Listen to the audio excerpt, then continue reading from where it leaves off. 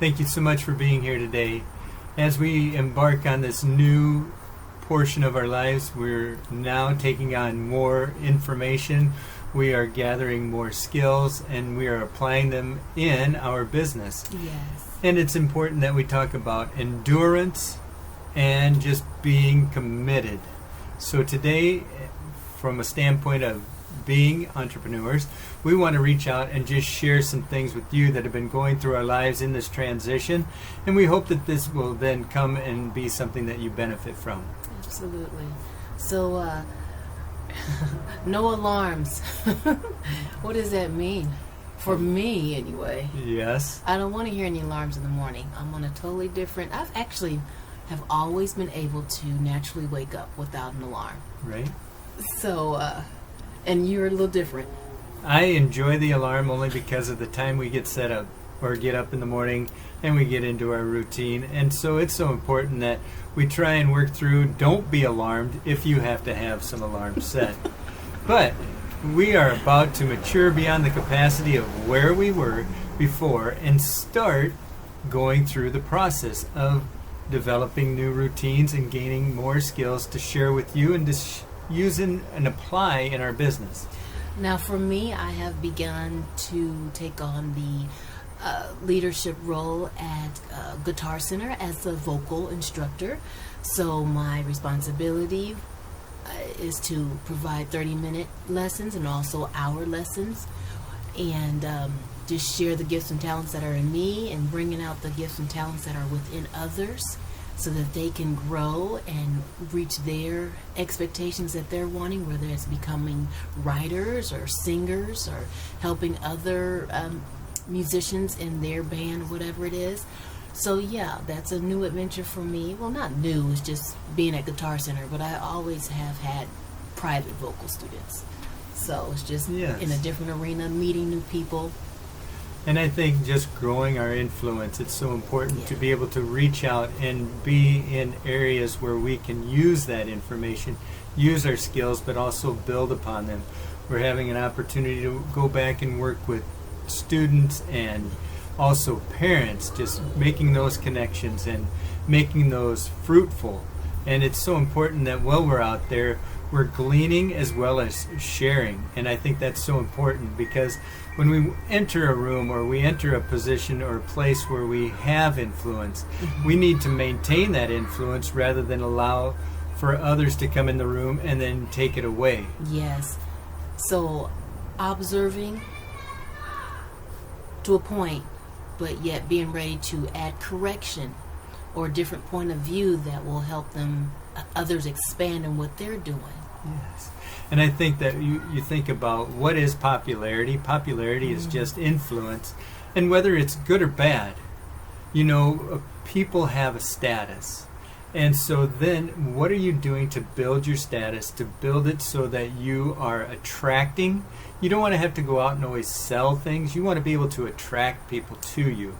And I think that's so important that we use the skills that we have, but we build on them, and then we also are sharing it in a way that is attractive to other people, that they know that you have something to offer, something that they would like to achieve, but you're not actually going out and selling them the pieces or the parts, but rather you're exposing them to what they can achieve and gain from it. Yes, so helping people to solve problems and situations that they have a need, meeting other people's needs. We've started off this way in earlier YouTubes, meeting other people's needs. Yes, and I think that we see where anxiety can come and play a part of it, and anxiety just creates inertia, and inertia coming from that standpoint of standing still and not doing anything.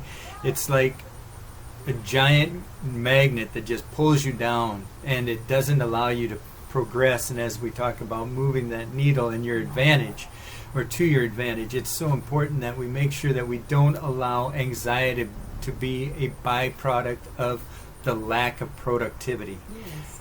I think we so often will have that lack of productivity and we don't see a direct return in what we're doing, And so all of a sudden we dwell more on what we don't have or what we're not achieving, and thinking about the reasons. Some of the people will call it an excuse.